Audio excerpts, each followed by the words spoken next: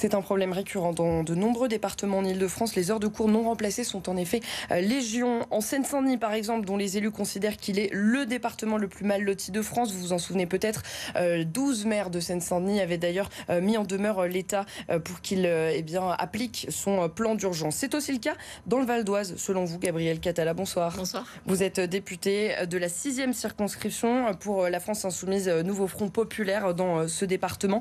L'État a déjà été condamné pour non-remplacement des postes dans le Val d'Oise. Rien n'a changé depuis cette décision de justice en avril 2024 ? Non, rien n'a changé puisqu'on atteint un basculement de l'éducation nationale qui est paupérisée comme jamais. Là, vous avez dû voir dans le budget qui est prévu par M. Bayrou, il y a 1 milliard en moins pour le ministère.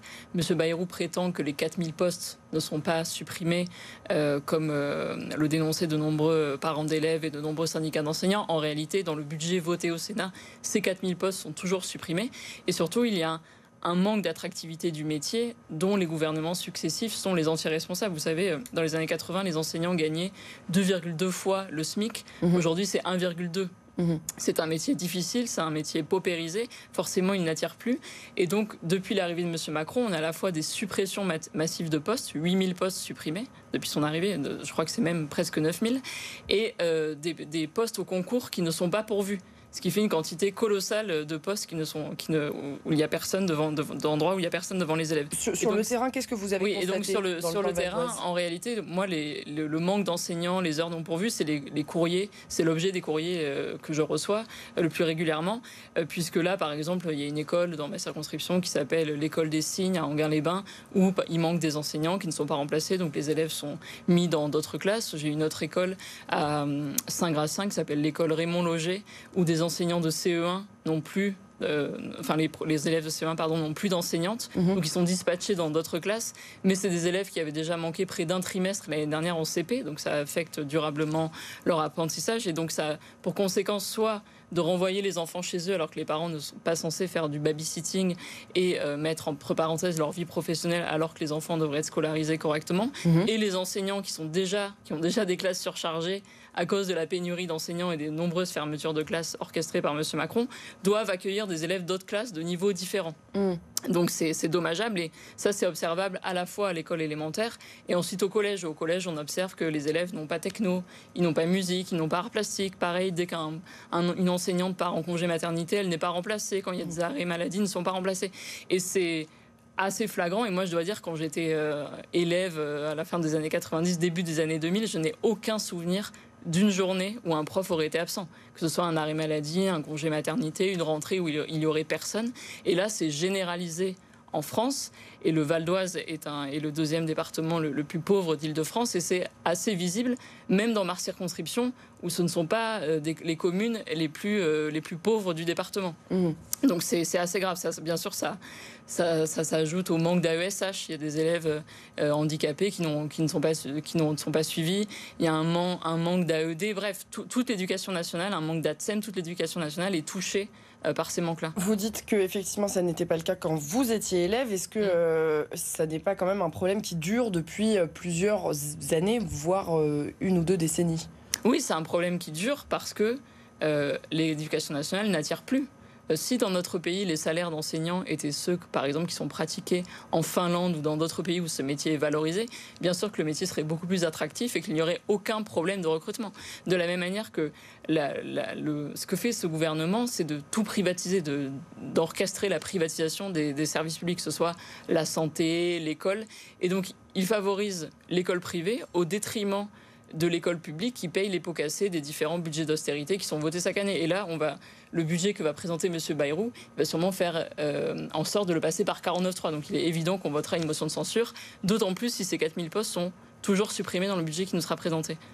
Vous avez donc écrit au rectorat, oui, vous avez écrit au directeur académique également.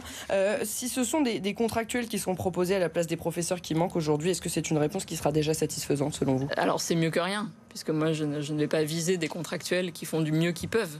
Mais l'idéal, c'est des fonctionnaires correctement formés, parce que les contractuels, qu'est-ce que c'est? C'est des personnes qui, juste avant la rentrée, sont formées 7 jours, si elles sont disponibles, ce qui n'est pas une formation adéquate. Où être enseignant, c'est un métier. c'est pas un loisir, donc ça implique d'avoir une formation complète. Et ensuite, lorsque ces contractuels n'ont pas fait la formation pendant les vacances d'été, ils ont un rattrapage pendant les vacances de Toussaint ou plus tard, et donc ils sont pas du tout formés pour être devant des élèves, et souvent, qu'est-ce qui arrive? Ils démissionnent. Et également, on arrive à une pénurie de contractuels. Ils sont moins bien rémunérés, ils ne sont pas valorisés. Et je pense que dans un État qui se respecte et qui doit valoriser ses services publics, ces postes devraient être des fonctionnaires. Quelle est la solution finalement pour ces collectivités locales, pour ces enseignants, pour ces parents d'élèves, pour obtenir des professeurs, puisque a priori rien n'y fait depuis quand même déjà plusieurs mois, vous le dites, rien n'y fait. La solution, c'est évidemment de continuer à se mobiliser, c'est-à-dire que moi je vais continuer à faire des courriers, ils peuvent se mobiliser devant leurs écoles, saisir eux-mêmes le rectorat, c'est ce qu'ils ont fait. Vous avez eu une réponse déjà du directeur académique? Non, je n'ai eu aucune réponse, parce que ce que font les directeurs académiques et les recteurs, c'est qu'ils nous convoquent en tant que députés à des réunions pour nous informer des classes supprimées pour l'année suivante. Là, par exemple, on a une réunion le 17 février avec le directeur académique. Or, le 11 février, la décision de supprimer des classes à la rentrée prochaine sera déjà prise. Et donc, c'est juste une mise devant le fait accompli de nous, les parlementaires, les élus, qui ne sollicionnent rien. Donc, ce qu'il faut faire, c'est une politique globale pour l'éducation nationale, c'est-à-dire dégeler le point d'indice pour les enseignants, qui est gelé depuis des années, augmenter leur salaire. Nous, on propose de l'augmenter de 10%, valoriser l'école publique en rendant la cantine gratuite, alors qu'on voit déjà l'état des finances qui est très problématique. L'état des finances, il est problématique parce que M. Macron a vidé les caisses de l'État en faisant des cadeaux aux plus riches. Non, puisque là, il est toujours possible de taxer. Nous, pendant le budget, nous avons proposé de rétablir l'impôt de solidarité sur la fortune qui rapporte 10 milliards, de taxer les super profits, ce qui rapporte 15 milliards, de taxer les plus grandes fortunes de notre pays, les 142 milliardaires, ce qui rapportait 17 milliards. Et tout ça a été balayé. Or, ça permettait de financer toutes ces augmentations qui sont nécessaires. Donc c'est juste une question de justice fiscale qui devrait aboutir sur un meilleur fonctionnement de nos services publics. Et ça, c'est juste une question de volonté. Et au lieu de ça, M. Macron a supprimé tellement d'impôts que l'État, c'est la Cour des comptes qui le dit, perd 60 milliards par an, ce qui est énorme. De quel œil vous voyez la rentrée 2025 justement pour ces La rentrée 2025, elle sera pour l'instant, vu ce qui se prépare, encore pire. Je le disais, il y a 1 milliard en moins pour le budget de l'éducation nationale. Donc je ne vois pas comment ça pourrait s'améliorer. Monsieur Macron, 2200 classes ont déjà disparu depuis à la rentrée 2024, ce qui est énorme. Depuis l'arrivée de Monsieur Macron, on a 2200 écoles qui ont disparu aussi dans le pays depuis 2017, ce qui est un chiffre considérable. Donc la solution, c'est une solution de politique nationale, c'est-à-dire de censurer le gouvernement Bayrou, qui prévoit ces nouvelles économies, et d'aboutir à un moment au départ de M. Macron et de changer radicalement de politique. Si vous y parvenez. Pour le Val d'Oise, il y avait eu un plan d'urgence qui avait été voté, ça ne comprenait aucun volet éducatif? Non, les plans d'urgence en réalité ne servent à rien, puisque si des plans d'urgence sont votés et qu'à l'échelle nationale, le budget qui est voté à l'échelle de l'État ne correspond pas aux engagements qui sont pris localement, ça n'a aucun intérêt. Donc là, moi, je vois depuis la rentrée, les courriers pour se plaindre, où les parents se plaignent d'heures non pourvues, de manque d'AESH, de manque d'enseignants non remplacés, se sont multipliés. Ce qui prouve bien que ce plan d'urgence ne servait à rien. Et au-delà de ça, il y a un grand sujet dans le Val d'Oise dont j'aimerais parler, c'est la volonté de créer une cité scolaire en plein milieu du triangle de Gonesse. Vous savez, le triangle de Gonesse, le projet Europa City a été abandonné, mais il y a toujours une volonté de bétonner ces lieux, notamment pour favoriser l'arrivée du métro. Et donc pour justifier une gare de métro au milieu de nulle part à côté de l'aéroport de Roissy, il y a une volonté de bâtir une cité scolaire élitiste.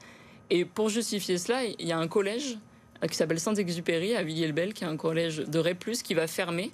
Et alors qu'il y a un terrain en friche à Villiers-le-Bel où pourrait être créé un nouvel établissement scolaire, il y a la volonté de bâtir cette cité scolaire qui est dans un lieu où le bruit est assourdissant et où les particules fines sont extrêmement élevées, ce qui est aussi un mépris total pour les habitants et pour les élèves qui sont scolarisés là-bas.